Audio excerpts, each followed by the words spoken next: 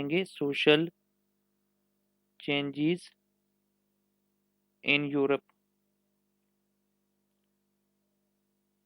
Due to modernity. ठीक है, अब मॉडर्निटी तो हमने पढ़ा था क्या है, और उसके बेस पे हमने यहाँ तक छोड़ा था कि जब एक्ट मॉडर्निटी आई, ठीक है, और उसकी वजह से 3 रेवोल्यूशन आए थे। फ्रेंच रेवोल्यूशन, ठीक है, अमेरिकन रेवोल्यूशन और इंडस्ट्रियल रेवोल्यूशन। तो इसमें हमारे लिए ज़्यादा ये और ये दोनों ज़्यादा इम्पॉर्टेंट है, इनकी वजह से ज़्यादा चेंजेस आई हैं। ये उतना इम्पॉर्टेंट नहीं है, तो ये दोनों आपने पढ़ने हैं। आज मैं आपको इसके बारे में थोड़ा कम बताऊंगा। और फ्रेंच रेवोल्यूशन जो कि सबसे ज़्यादा इम्पॉर्टेंट है, क्योंकि फ्रांस में ही सोशालॉजी इमर्ज हुई थी।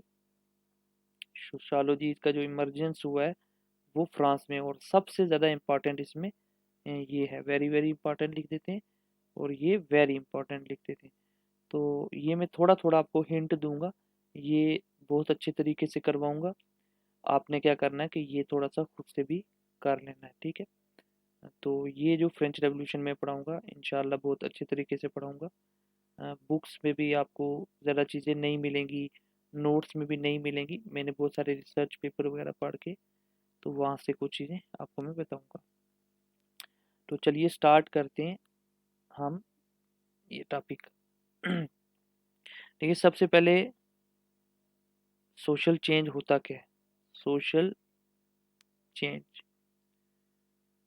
सोशल चेंज पहली बात तो ये मतलब डिफरेंट है, different from cultural change. Simply अगर कल्चर में चेंज आ जाए तो वो सोशल चेंज नहीं है। कल्चरल चेंज थोड़ा ब्रॉड है, इसमें बहुत सारी चीज़ें आ जाती हैं। जैसे फिलॉसफी चेंज हो गई, अगर फिलॉसफी में कुछ नई चीज़ आ गई, आर्ट में, आर्किटेक्चर में, ठीक है, सिनेमा में, ये सब चीज़ें जो हैं ये कल्चरल चेंज में आ जाती हैं, ड्रेसिंग स्टाइल में। लेकिन सोशल चेंज में हम क्या लेंगे, सोशल चेंज में हम हमारे पास जब चेंज आती है सोशल रिलेशनशिप्स में, सोशल इंटरेक्शंस में, सोशल स्ट्रक्चर में, ठीक है, और इंस्टीट्यूशंस में, या फिर आइडियोलॉजी में। मतलब ये कुछ चीज़ें ये आपने इस डेफिनेशन में लिखनी है कि सोशल चेंज क्या होती है। Social change is a change in, आगे लिखोगे social relationship, social interaction, social structure, social institution या सीधा इंस्टीट्यूशन, एंड आइडियोलॉजी। इन दोनों के साथ सोशल अब मत ही लिखो, क्योंकि इन तीनों की वजह से ये दोनों होंगे, ठीक है। Social change is a change in social relationships, interactions and social structure which leads to change in institutions and ideology in the society। तो इन चीज़ों में रिलेशनशिप, जैसे एग्जांपल दे दूं, वर्कर्स और कैपिटलिस्ट या फैक्ट्री के जो ओनर है, इनमें जो रिलेशन है इनमें कुछ चेंज आ जाए, या क्लास रिलेशनशिप्स। क्लास रिलेशनशिप्स मतलब मान लीजिए कहीं पे 3 क्लासेस हैं। पहले मान ली एक कैपिटलिस्ट थी, एक मिडिल क्लास थी, एक वर्किंग क्लास थी। यहाँ पे कुछ चेंजेस आ जाती हैं, वर्किंग क्लास और यहाँ पे ये मोबाइल बन जाती है, ठीक है, ये ऊपर हो जाती है। या ऐसे था कि कास्ट है, ब्राह्मण सबसे टॉप पे हैं, फिर क्षत्रिय, फिर वैश्य, फिर शूद्र। मान लीजिए कि क्षत्रिय ऊपर हो जाते हैं, ब्राह्मण नीचे, यानी जैसे बुद्धिज्म की वजह से हुआ था, ठीक है। क्षत्रिय को ज़्यादा प्रेफरेंस दी जाने लगी, सोसाइटी में ज़्यादा पावरफुल बन गए। तो ये एक किस्म की सोशल चेंज है इन रिलेशनशिप, ठीक है। इसी तरीके से ह्यूमन के इंटरेक्शन, सोशल स्ट्रक्चर में कुछ चेंज आ जाए, जैसे फ्यूडलिज्म है, उससे अब चेंज होके कैपिटलिज्म आ गया, पूरा स्ट्रक्चर चेंज हो गया, ठीक है। या जॉइंट फैमिली है, उससे चेंज होके अब न्यूक्लियर फैमिली आ गया। रिलीजन था पहले बहुत ज़्यादा, तो अब जो रिलीजियसिटी कम हो गई और सेकुलराइजेशन हो रहा है। तो ये चीज़ें क्या हैं, ये सोशल चेंजेस की कुछ एक एग्जांपल्स हैं, ठीक है। तो अब ये आपको इतना तो क्लियर हो गया होगा कि सोशल चेंजेस क्या होती हैं, सोशल चेंज क्या होता है, ये मैंने जस्ट थोड़ा सा बता दिया।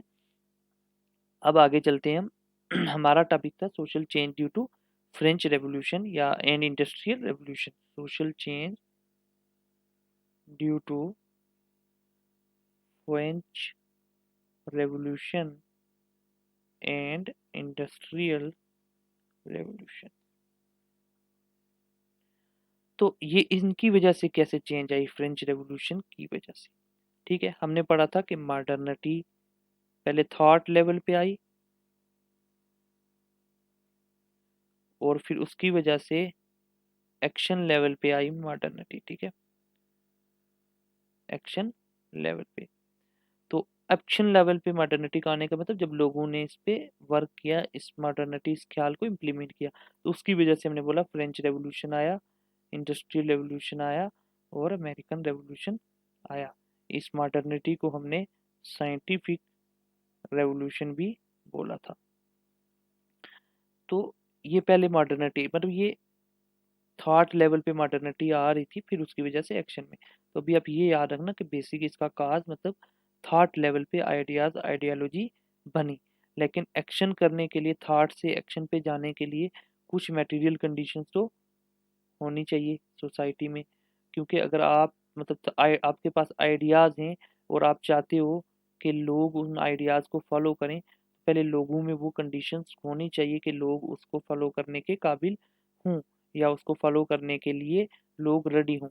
मान लीजिए फॉर एग्जांपल आईएसआईएस वाले हैं, वो रिक्रूट करना चाहते हैं, उनकी एक आइडियोलॉजी है, ठीक है, वो रिक्रूट करना चाहते हैं लोगों को, वो ऐसे ही थोड़ा रिक्रूट कर देंगे। वो पहले देखेंगे मटेरियल कंडीशंस उसके लिए एग्जिस्ट करेंगी, ठीक है।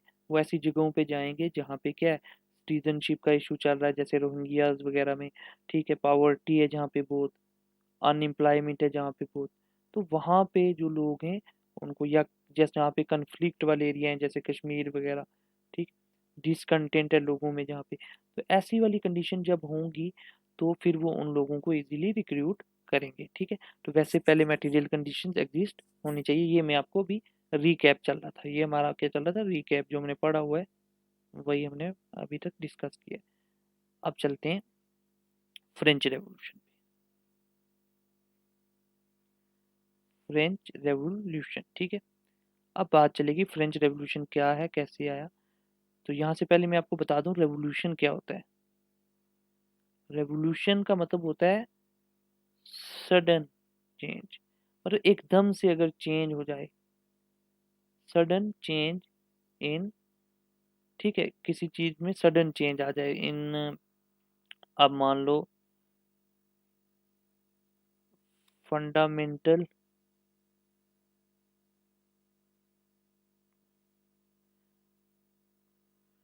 ऐसे रखिए, रेवोल्यूशन इज ए मतलब सडन चेंज इन, ये लिख लीजिए, सोशल सिस्टम, ठीक है।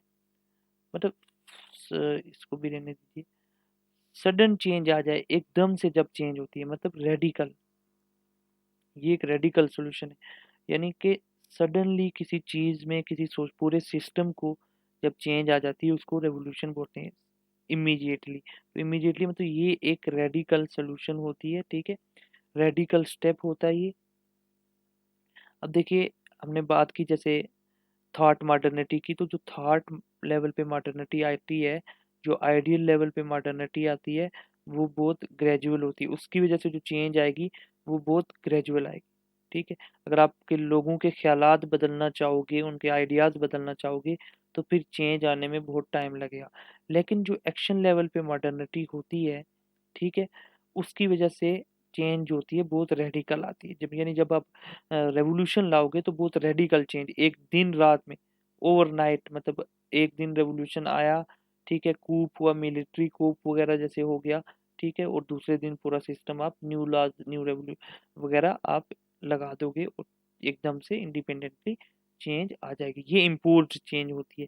जो रेडिकल चेंज होती है इम्पोज्ड होती है, मतलब top down, imposed, top down, मतलब इसको जो पॉलिटिकल पार्टी या जो लोग जो हैं इस रेवोल्यूशन को लीड करते हैं, वो बाकी लोगों पर अपना जो सिस्टम है, नया वाला सिस्टम, वो इम्पोज कर देंगे। ज़रूरी नहीं है, इसलिए इसको इसके लिए लोग पहले रेडी हों, इसकी मुखालफत भी हो सकती है, अपोजिशन हो सकती है, ठीक है। तो अभी मैंने आपको बताया रेवोल्यूशन क्या होता है, सडन चेंज होती है, ठीक। तो इसका मतलब फ्रांस में कुछ सडन चेंज आई, ठीक है।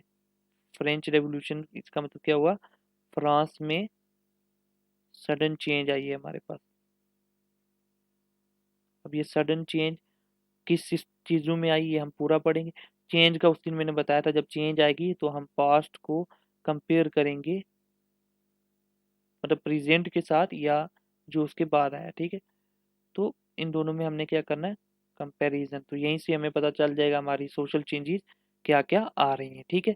तो अभी हम देखते हैं कि पास्ट में, यानी पहले फ्रेंच रेवोल्यूशन कब आया है, 14 जुलाई 1799 में।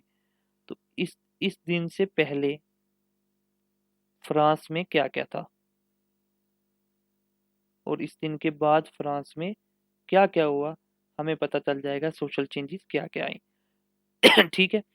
तो फ्रांस की देखिए, पहले जो अगर सोसाइटी की बात करें फ्रांस की, तो फ्रांस की सोसाइटी डिवाइड हुई थी 3 स्टेट्स में, जिनको हम क्लास बोलते हैं। स्टेट्स यहाँ पे, वहाँ पे क्लास, 3 क्लासेस में डिवाइड हुई थी।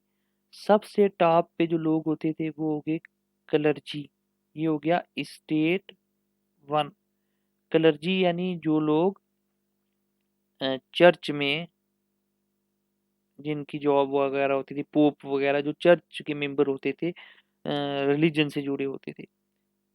इसके बाद दूसरी जो स्टेट थी वो थी नोबिलिटी, यानी नोबल लोग, जो नोबल खून के हैं, नोबल खानदानों से वो तल्लक रखते हैं, ठीक है, नोबल घरों में पैदा होते हैं, और ये लोग ज़्यादातर यहीं से लोग जो हैं किंग्स वगैरह बनते थे, बड़ी बड़ी पोजीशंस पे यहीं से लोग जाते थे।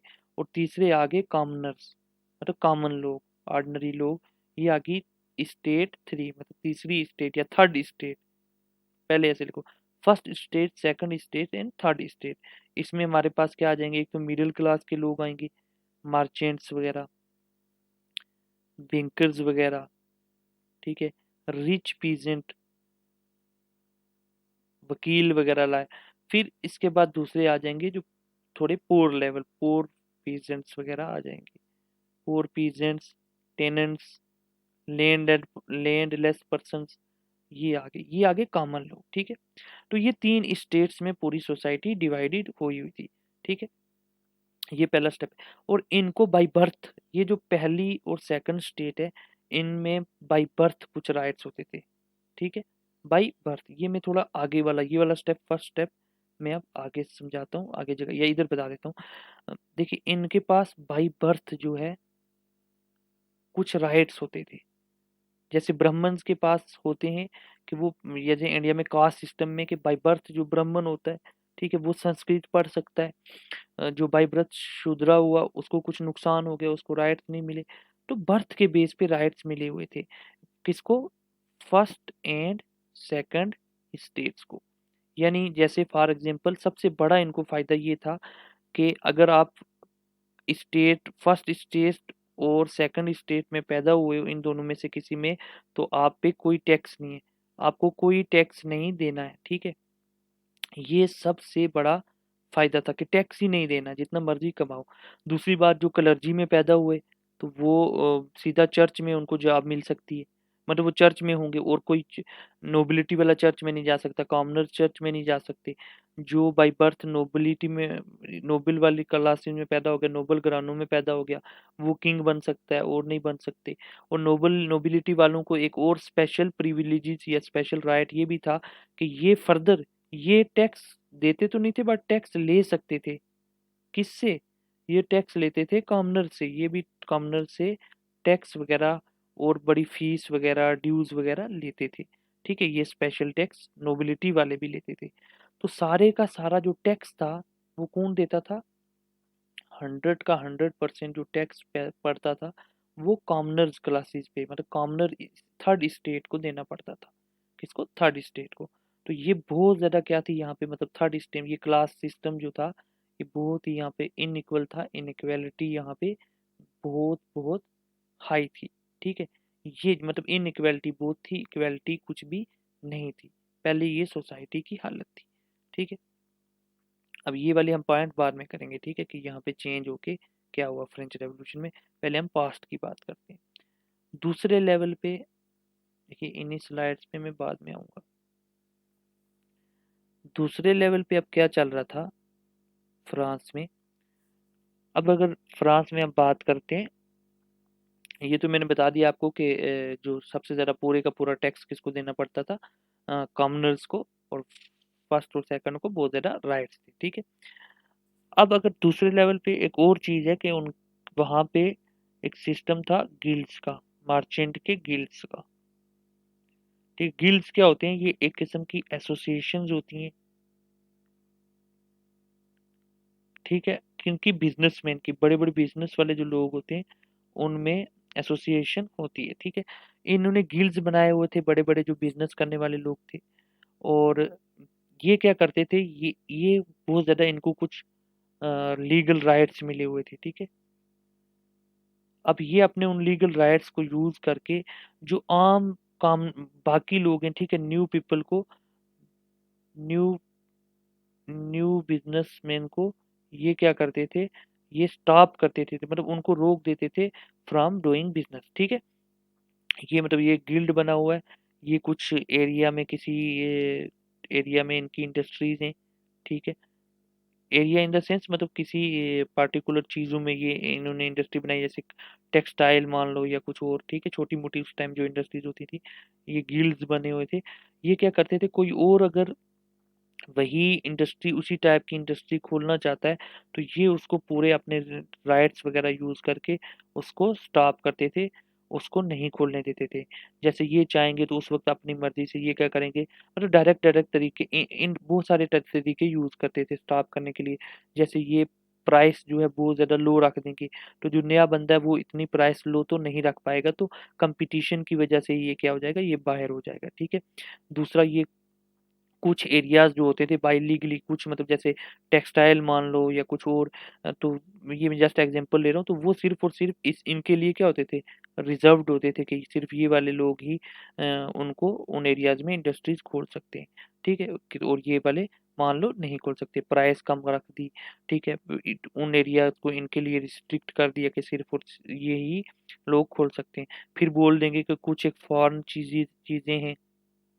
ठीक है, फॉरेन जो कुछ चीज़ें जो उनकी क्वालिटी जो है, किसी पर्टिकुलर क्वालिटी की कुछ एक चीज़ें हैं, वो सिर्फ और सिर्फ वही बनाई जा सकती हैं।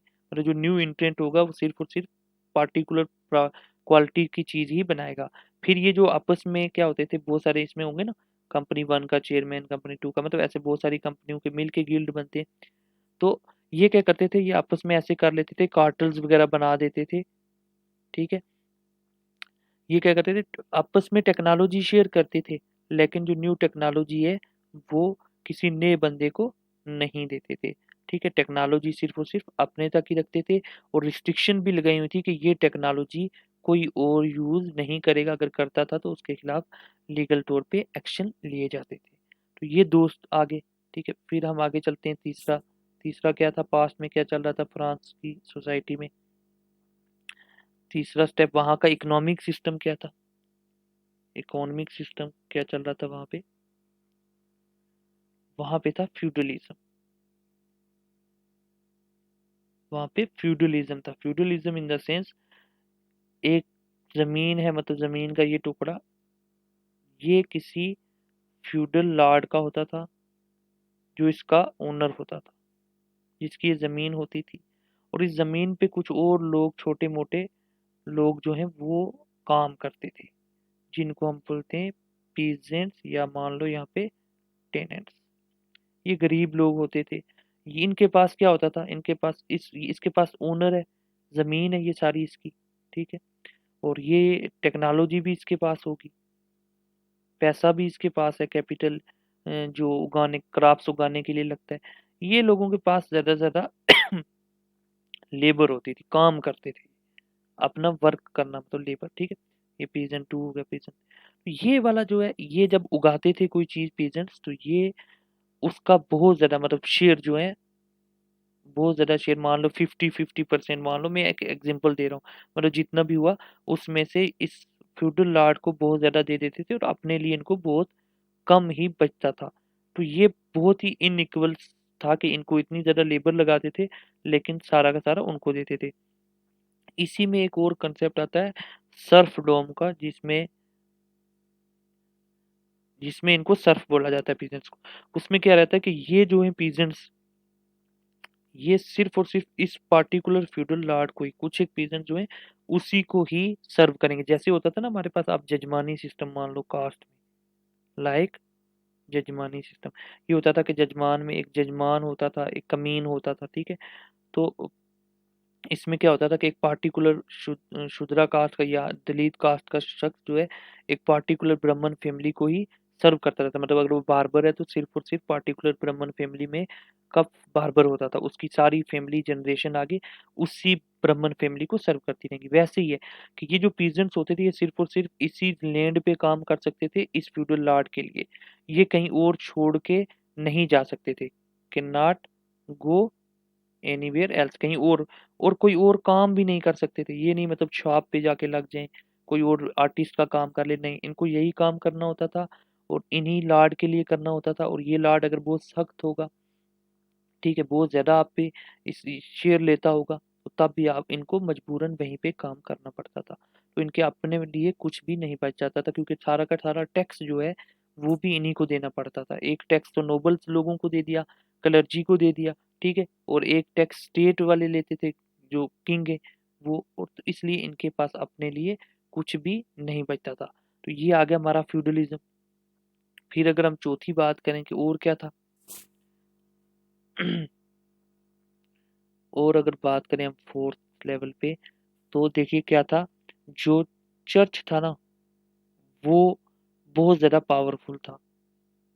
जैसे रेनेसांस पीरियड से जस्ट पहले होता था डार्क एज में, कि चर्च का कंट्रोल जो था वो बहुत ज्यादा था ऑन स्टेट। किंग कौन होगा, ठीक है, कौन किंग बन सकता है, क्योंकि वहां पे क्या चल रहा था, ऑन स्टेट, स्टेट उस वक्त मतलब किंग, किंग और किंग की फैमिली। तो किंग को बहुत ज्यादा कंट्रोल था किंग पे चर्च का, क्योंकि चर्च जो है, किंग को चर्च की बहुत ज्यादा जरूरत थी।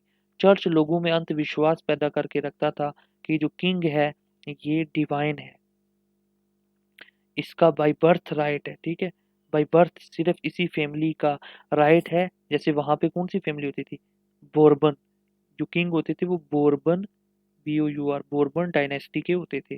तो मतलब बाय बर्थ सिर्फ और सिर्फ इस किंग का राइट है गार्ड की तरफ से कि ये रूल करेगा, और इसके खिलाफ जाना यानी गार्ड के खिलाफ जाना। तो इन चीजों की वजह से जो चर्च है वो किंग के लिए बहुत जरूरी होता था, और चर्च जो है काफी हद तक पावरफुल था, इसीलिए क्लर्जी वाले जो लोग थे उनको बहुत ज्यादातर यहाँ पे पावर दे रखी थी। तो ये थोड़ा मैंने आपको सोसाइटी के बारे में बताया, उस वक्त क्या चल रही थी। फिर एक पांचवा और बता देता हूँ मैं यहाँ पे, मतलब वीमेन की कंडीशन बहुत बैड थी।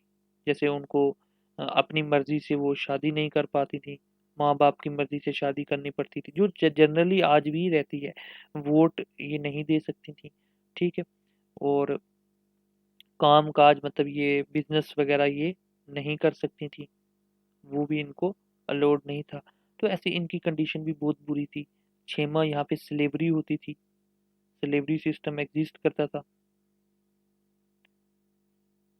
ठीक है। तो ये सब चीजें ये पास्ट में वहां पे एग्जिस्ट करती थी।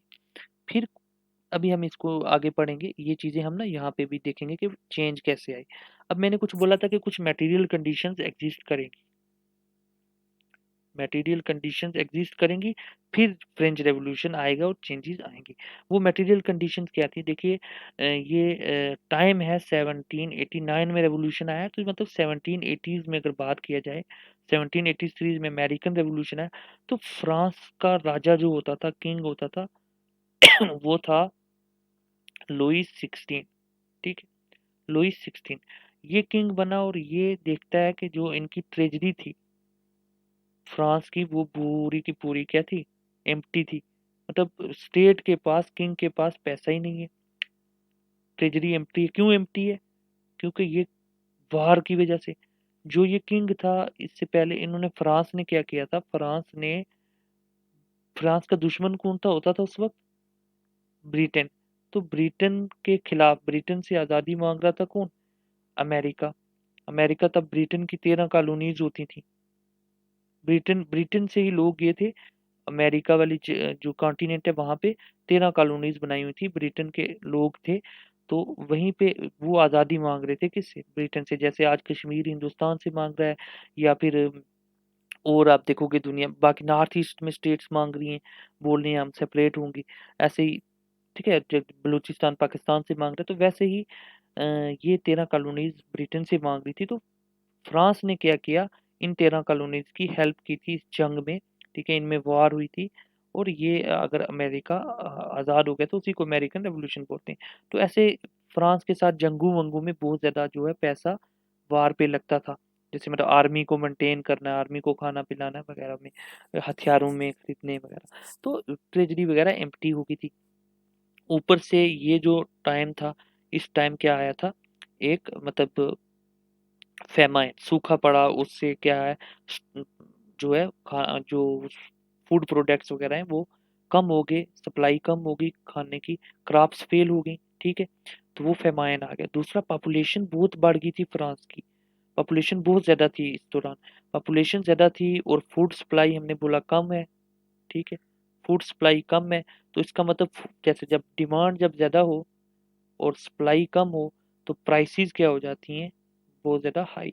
तो प्राइसेस बहुत ज़्यादा हाई थी लोगों पे। ठीक है, और इस वजह से लोग तब भी तंग थे। ठीक है, पावर्टी और इनइक्वालिटी तो मैंने बोल ही दिया, पावर्टी और इनइक्वालिटी के बारे में हमने पढ़ ही ली है, ये चीज़ें भी बहुत बहुत ज़्यादा थी। अब देखिए, इस ज़्यादा कंडीशन में भी, ऐसी बुरी कंडीशन में भी पेंडेमिक्स चल रहे हैं, बीमारियां चल रही हैं, लोग मर रहे हैं। ठीक है, और स्टेट की ट्रेजरी खत्म है, और ये जो किंग है वो उस वक्त वाइन शाइन्स में और वीमेंस में, वो बोलते हैं ना तीन चीजें, ये किंग तीन चीजों में इंटरेस्टेड था, वॉर्स, वाइन्स एंड वीमेन में। ठीक है, तो किंग जो है ऐश प्रस्ती कर रहा है। और जब ये ट्रेजरी खत्म हुई तो ऐसे में इस किंग ने क्या किया, इस किंग ने जो टैक्स और ज्यादा इंक्रीज कर दिया, और ज्यादा इंक्रीज कर दिया। और जाहिर सी बात है, टैक्स किस पे लगेगा, सिर्फ और सिर्फ थर्ड स्टेट पे। तो इनको बहुत ज़्यादा टैक्स देना पड़ा। ठीक है, थर्ड स्टेट को, और ये लोगों में डिसकंटेंटमेंट और ज़्यादा होगी, आगे ही परेशान लोग थे इसकी वजह से, टैक्स बढ़ाने की वजह से, ताकि इसके पास पैसे हैं, इस किंग के पास, इसने और ज़्यादा ये लोग जो हैं इनकी डिसकंटेंटमेंट, डिससेटिस्फेक्शन इनमें और ज़्यादा होगी, और गुस्सा बहुत था। तो यानी कि वो कंडीशन एक न्यू आइडियोलॉजी के लिए, एक न्यू थॉट के लिए कंडीशंस जो हैं वो रेडी थी, वो सेटअप थी, स्टेज पूरा सेटअप था, कंडीशंस वर देयर। ठीक है, कंडीशंस वहां पे थी, किसके लिए, फॉर फॉर न्यू आइडियाज के लिए, या सोशल चेंज के लिए, या मॉडर्न आइडियाज के लिए जो है कंडीशंस रेडी थी। ठीक है, और ये मॉडर्न आइडियाज कौन देता है, मिडिल क्लास लोग। मिडिल क्लास के जो लोग थे, जो बिजनेसमैन वगैरह थे, वो अपना बिजनेस करना चाहते थे, प्रोफेशनल लोग थे, एजुकेटेड लोग थे, और ये लोग चाहेंगे कि जो है रेवोल्यूशन आए, चेंजेस आए। ठीक है, अब एक और बात मैं आपको बताता हूँ, जो मैंने अभी मुझे याद आई, जब मैंने ये 3 क्लासेस आपको पढ़ाई, तो इसमें मैं ये बताना भूल गया कि पॉपुलेशन, 90% पॉपुलेशन जो है ना वो गरीब लोगों की थी, वो थर्ड स्टेट की थी। 90% पॉपुलेशन इन लोगों की थी, यानी कि इतनी बड़ी पॉपुलेशन में, 90% में ये दोनों मिला के कितने, सिर्फ 10%। तो ये लोग रूल कर रहे हैं, 10% लोग मजा कर रहे हैं, और 90% लोग सजा काट रहे हैं। ठीक है, मतलब इतने ज्यादा तंग हैं। और सोच लीजिए कि मतलब कितनी ज्यादा इनइक्वालिटी थी। तो अब इन 90% लोगों को इंस्पायर करना था, उनमें कंडीशंस रेडी थी, और आइडियाज न्यू एग्जिस्ट करते थे। तो वो अब कौन कौन लोग थे, वो लोग कौन कौन से थे, मिडिल क्लास के, जिन्होंने काम किया फ्रेंच रेवोल्यूशन पे। उनके आइडियाज हम फिर कभी पढ़ेंगे, लेकिन मैं अभी आपको उनके जल्दी जल्दी बता देता हूँ। जैसे मैंने बताया था, जे जे रूसो, मिडिल क्लास का ही शख्स था, एक फिलोसफर था, इसने बात की सोशल कॉन्ट्रैक्ट की। यानी किंग जो है वो डिवाइन, उसको खुदा नहीं चुनता, गॉड नहीं चुनता है, बट कि जो सोसाइटी है, ठीक है, जो स्टेट है, it should be chosen by and it naturally it is also chosen by people, ठीक है। तो मतलब ये डेमोक्रेसी की बात हो रही है। सोशल कंट्रैक्ट का मतलब है कि मतलब वोट वगैरह होना चाहिए, वोट के बेस पे लोग डिसाइड करेंगे किंग कौन होगा। तो ये एक किस्म की डेमोक्रेसी की बात चल रही थी। मोंटेस्क्यू था, ये अपने नाम लिखने, मोंटेस्क्यू जब आएगा, क्योंकि ये सोशियोलॉजी एक सोशल पर्सपेक्टिव डेवलप होने के लिए, ठीक है, एग्जाम में जब आंसर लिखोगे तो इन थिंकर्स का पता होना चाहिए।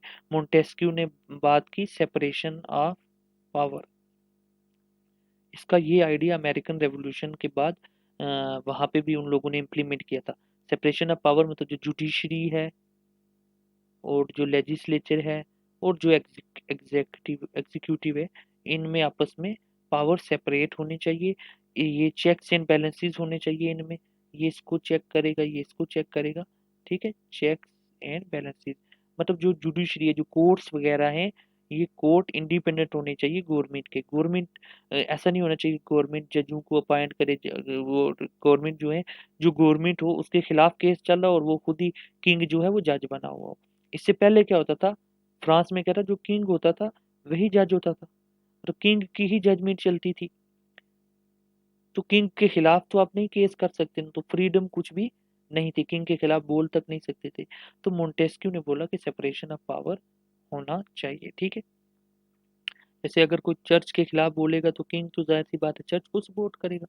तो ये थे। फिर एक था वोल्टायर, वोल्टायर ने बात की फ्रीडम की, ठीक है, फ्रीडम होनी चाहिए। इसने कोट बोला था बहुत, वो अपने कोट याद रखना है। इसने बोला था कि आई में, मतलब ऐसा ही कुछ एग्जैक्ट तो नहीं है वो वर्डिंग, पर कहने का मतलब यही था, I may not agree with what you have to say, what you have to say. जरूरी नहीं है कि मैं एग्री करूं उस चीज से जो आपको कहना है, बट लेकिन I will fight till death for your right to say. मुझे ये ज़रूरी नहीं कि आपकी जो ओपिनियन है, आपका जो मानना है, आप जो कह रहे हो उससे मैं एग्री करूं, बट मैं जो है अपनी मौत तक इस चीज़ के लिए लड़ूंगा कि आपको वो चीज़ भी कहने का हक हो, ठीक है। यानी कि जो चीज़ के मैं बहुत, ज़रूरी नहीं है कि मैं आपकी बात से सहमति रखता हूँ, लेकिन आपका हक है कि आप अपनी बात, चाहे मैं उससे सहमति रखता हूँ या ना हो रखता हूँ, वो भी कहो। और मैं अपनी ज़िंदगी के ख़त्म होने तक, अपनी मौत तक आपका जो राइट है अपनी बात कहने का, उसके लिए लड़ूंगा। तो इसका मतलब क्या है, यानी कि ओपिनियन आपकी कुछ भी हो सकती है, ओपिनियन आपकी अलग भी हो सकती है, लेकिन आपका राइट है कि आप अपनी ओपिनियन रखो। तो यहाँ पे फ्रीडम की बात हो रही है, मतलब फ्रीडम के लिए इसने बोला। रूसो हो गया, मोंटेस्क्यू हो गया। फिर यहाँ पे जॉन लॉक था, जॉन लॉक ने बात की थी इक्वेलिटी की। मतलब इसने कहा था, इसने बहुत सारे और कंसेप्ट भी दिए थे, बट मेन ये था कि बाय बर्थ जो है राइट नहीं होने चाहिए, बाय बर्थ नहीं होने चाहिए, किसी को राइट नहीं मिलने चाहिए। मेरिट डिसाइड करेगा कि कौन किंग बनेगा, कौन कौन बनेगा, चर्च का पोप कौन बनेगा, किंग कौन बनेगा, ठीक है, कौन क्या बिजनेस करेगा। ये चीजें बाय बर्थ नहीं होनी चाहिए, ये चीजें राइट की बेस पे होनी चाहिए और इक्वेलिटी होनी चाहिए। बाय मतलब by birth all are equal, सब लोग जब पैदा होते हैं तो इक्वल होते हैं। अब आगे उनका टैलेंट जो है वो डिसाइड करना चाहिए कौन क्या बनेगा। बस जन्म के बेस पे किसी को कुछ राइट नहीं मिलना चाहिए। तो ये आइडियाज थे इन लोगों ने, ये थॉट लेवल पे मॉडर्निटी आ गई है, ठीक है। ये सारे जो इनलाइटनमेंट का पीरियड था, इनलाइटनमेंट का पीरियड था ये। तो देखिए मैं आपको तो डिटेल में पढ़ा रहा हूँ, आपको जब पेपर में आएगा तो आपने इन चीज़ों को, जस्ट इन सारे आइडियाज़ को टच करके निकलना है। इन लोगों का खाली नाम ही लिख देना है, आगे सोशल कंट्रैक्ट ये चीज़ें लिखनी है, ताकि उसको लगे चेक करने वाले को कि आपको आता है।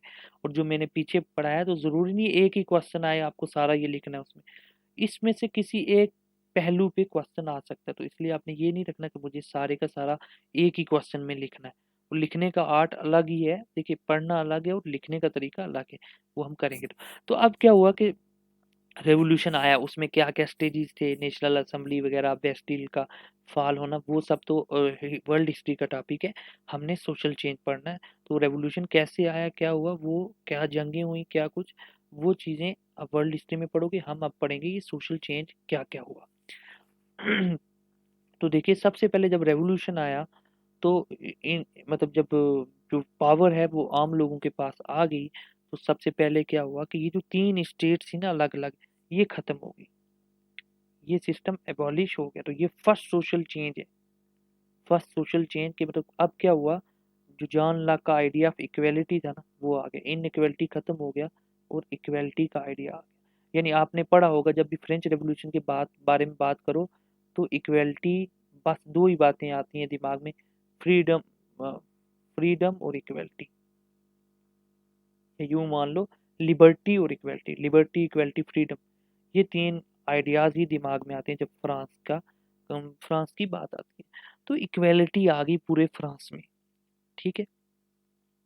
मतलब अब जो है क्लर्जी क्लास, नोबिलिटी क्लास, ये भी टैक्स देंगी, इनको भी टैक्स देना पड़ेगा। जितना कॉमन लोग देंगे उतना ही टैक्स इनको भी देना पड़ेगा, इनकी वो खत्म हो गई स्पेशल प्रिविलेज।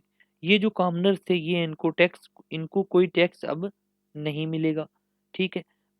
अब जो है चर्च में कॉमन बंदा भी है वो भी चर्च में पोप बन सकता है, ठीक है। ये सब चीजें कॉमन बंदा भी जो है अब उसको नोबिलिटी, इनके लिए टैक्स वगैरह देने की जरूरत नहीं है। तो बाई बर्थ वाला जो कंसेप्ट था वो खत्म हो गया, इक्वेलिटी आ गई, टैक्स कोई भी दे सकता है। तो ये देखिए सोशल चेंज है, किस तरीके से रिलेशनशिप्स यहाँ पे चेंज हो रही है, क्लास के बीच जो रिलेशनशिप्स थे वो चेंज हो रहे हैं, ठीक है। तो दूसरी क्या बात है, सॉरी, ये पूरी मतलब ये जो हमने यहाँ पे पढ़ा था ये सारी चीजें अब खत्म हो गई और अब ये इक्वेलिटी का आइडिया जो है आया, और ये सिर्फ और सिर्फ फ्रांस में ही नहीं आया। Not only in France, not only in France, क्योंकि जब नेपोलियन आया, नेपोलियन ने आके फ्रांस मतलब फ्रांस को बहुत सारे देशों पे फतह हासिल करवाई, जंगें की बहुत सारी, और पूरा ऑलमोस्ट नेपोलियन के दौरान नेपोलियन के दौरान पूरा जो वेस्टर्न यूरोप था, ठीक है, वो क्या था, वो नेपोलियन के काबू में था, ठीक। और इस वजह से वहां पे जिन जहां जहां पे नेपोलियन की आर्मी गई वहां पे भी उन्होंने ये पुराने वाला जो सिस्टम था ये वाला सिस्टम एबॉलिश किया, और जो नए वाला सिस्टम था जो रेवोल्यूशनरी आइडियाज थे ये वाले ये इम्प्लीमेंट किए, ठीक है। तो बाकी जगहों पे भी वेस्टर्न यूरोप में भी जगह जगह पे जैसे जर्मनी के कुछ पार्ट्स में, ठीक है, इटली में, वहां पे भी ये चेंजेस देखने को मिलती हैं, इक्वेलिटी आई है। जब इक्वेलिटी आई है तो इन लोगों में फिर यूनिटी पैदा हुई है, और फिर आप देखोगे कि इन चीज़ों के बाद मतलब नेशनलिज्म पैदा हुआ है। फ्रांस जब इतना सक्सेसफुल हुआ तो बाकी लोग भी इनसे इंस्पायर हुए, जब वो आइडियाज यहाँ पे इम्प्लीमेंट किए तो फिर जर्मन यूनिफिकेशन हुई, ठीक है, जर्मन यूनिफिकेशन और इटालियन यूनिफिकेशन, ये आगे जाके 1871 में होगी, ठीक है। तो ये चीज़ें हम अब वर्ल्ड हिस्ट्री में भी पढ़ोगे। तो पहली बात कि इक्वेलिटी का आइडिया गया, क्लास रिलेशनशिप्स चेंज हो गई, ये पहली सोशल चेंज आई थी, बहुत बड़ी चेंज थी ये सोसाइटी में आम बंदे के लिए। फिर ये जो गिल्ड सिस्टम था ये इनकी एबॉलिश कर दिया।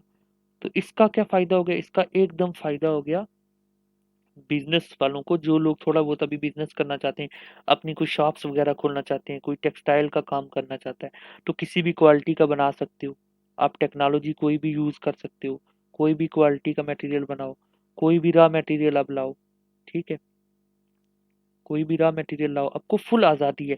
न्यू इंट्रेंट्स जो है अब ऐसे रूल्स बनाए उन्होंने, तो न्यू इंट्रेंट्स जो हैं वो उनके लिए मतलब जो न्यू लोग थे, जो एंटरप्रेन्योर थे, एंटरप्रेन्योर, उनके लिए अब इजी हो गया क्या होना, मतलब एंट्रेंस इनटू बिजनेस, बिजनेस करने के लिए अब एंट्री जो है वो उनकी इजी होगी, ठीक है। अब न्यू तो इसकी वजह से, और एक और बात, जब इनमें कुछ अब पहले प्रॉब्लम्स आती थी, इश्यूज आते थे, तो उनके लिए इन्होंने क्या किया, न्यू कमर्शियल कोर्ट्स बना दिए, ठीक है। अब ये कोर्ट्स अलग से कि आपके कुछ इश्यूज होंगे तो वो कोर्ट्स में डिसाइड होंगे, कोई स्पेशल प्रिविलेज वगैरह किसी गिल्ड वगैरह को नहीं है, पहले गिल्ड डिसाइड करता था, अब वो नहीं, अब इन्होंने कोर्ट्स बना दिए, वो कोर्ट्स डिसाइड करेंगी, पूरा लीगली चीज होगी, ठीक है। और सब लोगों के लिए यहाँ पे फ्रीडम है, फ्रीडम ऑफ फ्रीडम, मतलब मार्केट में फ्रीडम हो गई। तो इस वजह से, सब की चीज़ों की वजह से फ्रांस में और जहाँ जहाँ पे नेपोलियन की आर्मी गई है, ये आइडिया इम्प्लीमेंट हुए हैं, वहाँ पे इकोनॉमिक ग्रोथ जो है वो बढ़ेगी। और पावर्टी वगैरह जो है, पेंडेमिक वगैरह की जो बीमारियां वगैरह जो हैं वो कम होंगी, ठीक है। तो ये सब चीज़ें जो है बढ़ने लगी। और जब लोग जो है, एक पीजेंट है वो अब यहाँ पे भी किसी शॉप पे भी काम कर सकते हैं, वो चलो आगे हम पढ़ेंगे। तो मतलब ये न्यू इंडस्ट्रीज वगैरह आएंगी तो ग्रोथ होगी, लोग उनमें काम भी करेंगे, एम्प्लॉयमेंट भी बढ़ेगी, ठीक है, अनएम्प्लॉयमेंट कम होगी। तो ये सब चीज़ों से इम्प्रूवमेंट हुआ। तो ये एक हमने चेंज पढ़ ली। दूसरी क्या, पूरी इकोनॉमिक चेंज हो गई है यहाँ पे। तो इकोनॉमिक भी सोशल चेंज का पार्ट ही है, ठीक है। तीसरा जो फ्यूडलिज्म था, ये वाला जो सिस्टम था फ्यूडल आर्ट वो का, वो एबॉलिश कर दिया। जितने भी इसके रेमनेंट्स, इवन रेमनेंट्स रेमनेंट्स मतलब जो बचा कुचा, कुछ में तो पहले ही एबॉलिश हो गया था ना, क्योंकि इंडस्ट्रियलाइजेशन हो रही थी। तो जो रेमनेंट्स जैसे सर्फडम कहीं कहीं पे बचा हुआ था, वो भी एबॉलिश कर दिया गया। वेस्टर्न यूरोप में, जहाँ जहाँ फ्रांस की आर्मी की, इटली में, ठीक है, जर्मनी वगैरह में, और फ्रांस में तो बिल्कुल ही। तो ये चीजें एबॉलिश कर दी फ्यूडलिज्म। तो अब क्या आ गया इसकी जगह से, इंडस्ट्रियलाइजेशन होने लगी, ठीक है, इंडस्ट्रीज बनने लगी। और दूसरी बात, फ्यूडलिज्म जब खत्म हो गया तो मतलब जो अब जिसकी जमीन है, ठीक है, जिसकी जमीन है जिस पीजेंट की, वही उस पे उगाएगा और वही रखेगा। तो और लैंड, मतलब लैंड रिफॉर्म भी लिए कि जो ये अमीर लोग थे फ्यूडल आर्ट, इनसे जमीनें लेके गरीबों में बांटी भी गई। तो अब इनके पास अपनी जमीनें आ गई, ये खुद उस पे काम कर रहे हैं, खुद ही रख रहे हैं। और सिर्फ टैक्स जो है वो सिर्फ और सिर्फ किसको देंगे, वो स्टेट को यानी किंग को देंगे, बाकी कोई फ्यूडल लॉर्ड को कोई नहीं देंगे, ठीक है।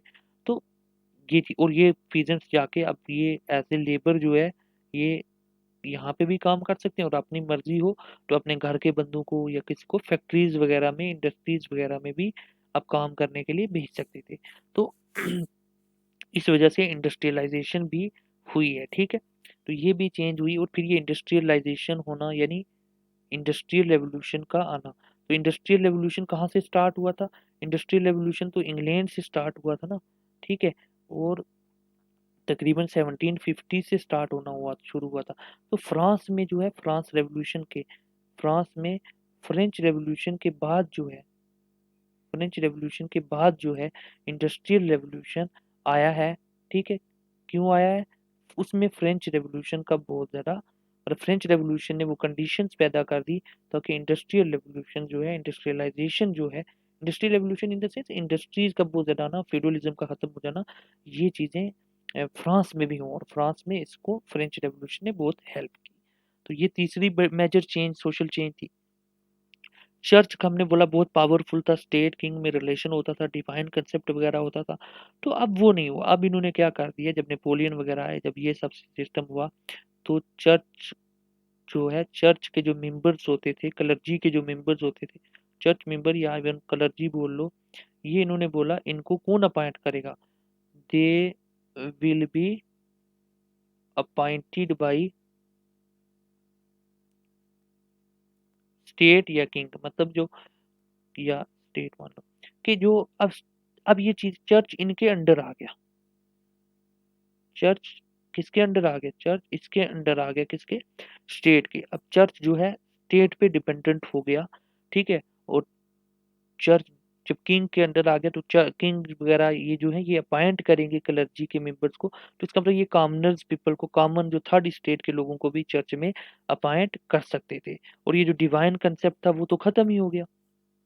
क्यों खत्म हो गया, पहले यहाँ पे क्या था, मोनार्की थी। मोनार्की यानी एक किंग रूल करता था, डिवाइन किंग, बोर्बन डायनेस्टी का। वो किंग शिंग को तो इन्होंने मार दिया।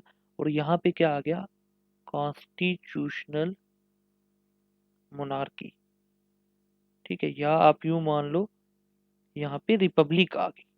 अब जो अब क्या है, अब एक किंग तो होगा, बट उस किंग को कुछ लोग जो हैं, ठीक है, वो उसको गाइड करेंगे, काउंसिल करेंगे। और जैसे मतलब अभी भी होता है इस कॉन्स्टिट्यूशन बना के, अभी जैसे मान लो किंग जो है पीएम है हमारा, और उसको उसके साथ कुछ काउंसिल ऑफ मिनिस्टर है। तो ये सब इलेक्ट होके गए होते हैं, ठीक है।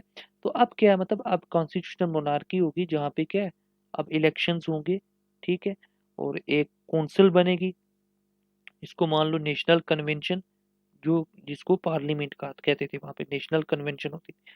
तो अब मतलब पार्लियामेंट आएगी, पार्लियामेंट में लोग होंगे, वो उनके बेसिस पे वो जो बोलेंगे किंग को वही करना होगा। जैसे पीएम को जो काउंसिल ऑफ मिनिस्टर बोलती है वही करना वही करता है वो, ठीक है, खुद पीएम नहीं, प्रेसिडेंट, ठीक है।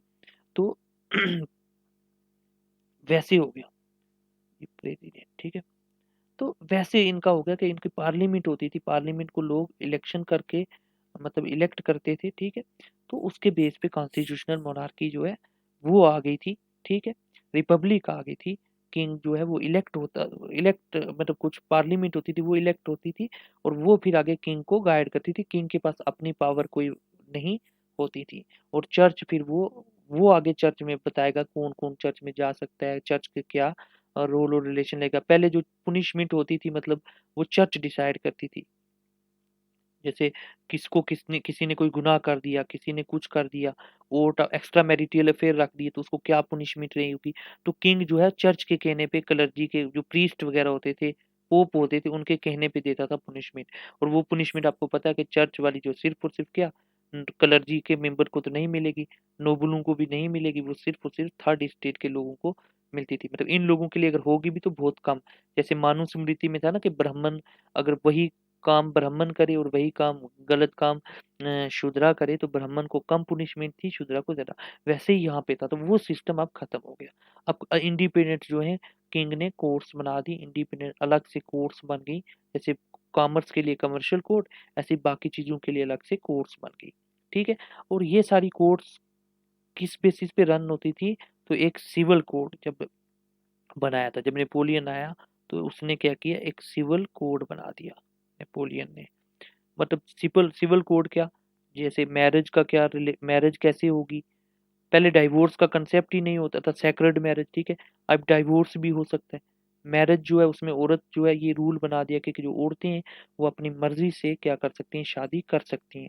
तो औरतों को भी यहाँ पे जैसे कुछ भी नहीं था उनके पास पावर, अब यहाँ पे पास उनके पास लीगली पूरा सिविल कोड में, यानी कि जैसे रणबीर पेनल कोड हो गया, जैसे इंडियन आईपीसी हो गया, ठीक है। तो जो आईपीसी तो क्रिमिनल कोड है, सिविल कोड मतलब जैसे हमारा सिविल कोड हो गया, जिसमें क्या है कि मैरिज ऐसे इश्यूज है, मैरिज, वीमेन, इनहेरिटेंस, प्रॉपर्टी का। पहले औरतों को नहीं मिलता था, मतलब अब औरतों को भी मिलेगा, किस कैसे मिलेगा। अब औरतों डाइवोर्स के लिए अब औरतें भी अप्लाई कर सकती थी, वीमेन कैन अप्लाई। तो ये चीजें जो हैं, ठीक है। और सिविल कोड में अब इक्वेलिटी की बात कर दी कि वो जो सारी क्लासेस हैं वो इक्वल हैं, ये उस सिविल कोड में लिख दिया गया कि बाय बर्थ सारे लोग इक्वल हैं। तो ये रेवोल्यूशन के बाद एक डिक्लेरेशन भी हुई थी, डिक्लेरेशन ऑफ ह्यूमन राइट्स, ठीक है। Declaration of the rights of man, declaration of rights of man, ये बोलते हैं। ये फ्रेंच रेवोल्यूशन के बाद उन लोगों ने साइन की, और इसमें था कि सब लोग बाय बर्थ इक्वल हैं, मर्द और औरतें भी इक्वल हैं। तो ये सब चीजें हुई, तो उस वजह से चर्च की पावर बिल्कुल कम हो गई, कॉन्स्टिट्यूशनल मोनार्की के पास पावर आ गई। कॉन्स्टिट्यूशनल मोनार्की यानी पार्लियामेंट के पास पावर, और पार्लियामेंट के पास पावर यानी पीपल के पास पावर, क्योंकि पीपल ही तो वोट दे के पार्लियामेंट को चुनेंगे। तो और वीमेन की हमने देख ही लिया, सिविल कोड आ गया, उसकी वजह से वीमेन की कंडीशन इंप्रूव होगी। हाँ एक चीज है वो आप याद रखना कि वीमेन को वोटिंग राइट नहीं मिले। ये इन्होंने बहुत कोशिश की लेकिन इन बेचारियों को वोटिंग राइट फ्रेंच रेवोल्यूशन के बाद भी नहीं मिले, तो ये एक नेगेटिव पॉइंट था। वोटिंग राइट बहुत 200-300 साल बाद जाके मिले। स्लेवरी सिस्टम पूरा एबॉलिश हो गया। अब स्लेव्स वगैरह नहीं रख सकते थे। पहले स्लेवरी सिस्टम होता था, स्लेव रखते थे, गुलाम रखते थे, वो पूरा सिस्टम एबॉलिश हो गया। तो ये सारी हमने पढ़ लिया कि किस तरीके से ये सारी सोशल चेंजेस आई। मुझे नहीं लगता आपको किसी बुक पे इस तरीके से अरेंजमेंट करके कि क्या क्या चेंजेस आई ये आओ। देखिए आप अगर पेपर में क्वेश्चन आ जाता है, आप वो दो तीन फिलोसफर का नाम लिख सकते, शुरू में ये लिख दो कि एक मटेरियल कंडीशंस आई उसकी वजह से फ्रेंच रेवोल्यूशन आया, ये इंट्रोडक्शन में ये बात लिख दो। अगर आता है कि फ्रेंच रेवोल्यूशन की वजह से सोशल चेंज क्या आई, इंट्रोडक्शन में लिख दो कि कुछ कंडीशन सेट हुई, थॉट लेवल पे मॉडर्निटी आई, और फिर उन कंडीशंस की वजह से जो है एक्शन लेवल पे मॉडर्निटी आई। जब थॉट लेवल पे लिखोगे तो ब्रैकेट में लिख देना रूसो, मोंटेस्क्यू उनके, और आगे लिख देना सोशल कंटेक्ट। ऐसे इंट्रोडक्शन में बहुत छोटा-छोटा लिखना होता है, जो चेक करने वाला उसको शो करना होता है कि हमें हमें आता है। फिर आप बॉडी में ये लिखोगे क्वेश्चन आंसर की बॉडी में कि अर्लियर सोसाइटी ऐसी थी, लेकिन जब सोशल चेंज हुई तो इक्वालिटी आ गई, तीनों क्लासेस खत्म। फिर ये 6 पॉइंट लिखोगे, और ये मुझे लगता है ये 6 पॉइंट लिख दो तो 250 नंबर 250 वो जो 20 नंबर का क्वेश्चन होता है वो इजीली आपका हो पाएगा इससे। ठीक है, इंडस्ट्रियल रेवोल्यूशन के लिए तो आज टाइम नहीं मिला, वीडियो काफ़ी लंबी हो गई है, तो इंडस्ट्रियल रेवोल्यूशन किसी नेक्स्ट वीडियो में करेंगे। ठीक है, तो आज के लिए इतना ही काफ़ी है। आज के लिए इतना ही काफ़ी है, तो थैंक्स। इस वीडियो को अगर आपको अच्छी लगे तो आप शेयर भी कर देना, और कोई भी डाउट्स हों आपके तो वो आप क्या करो, कमेंट सेक्शन में मुझे बता देना। ठीक है, और उसके अलावा चैनल को अगर भाई नहीं सब्सक्राइब किया तो मुझे, जो मेरे चैनल वाले हैं वो ये भी बोल रहे हैं कि आप बोलते नहीं हो, तो चैनल के लिए बोल दिया करो, तो आप सब्सक्राइब भी कर देना। ठीक है, और बाकी अगर आप मेरा काम अच्छा लगता है तो इसको, यानी बाकी अपने फ्रेंड्स को भी बताओ कि सोशियोलॉजी यहाँ पे अच्छी वीडियोज़ हैं, तो आप उनको देखिए। ठीक है, आज के लिए इतना ही काफ़ी है, शुक्रिया।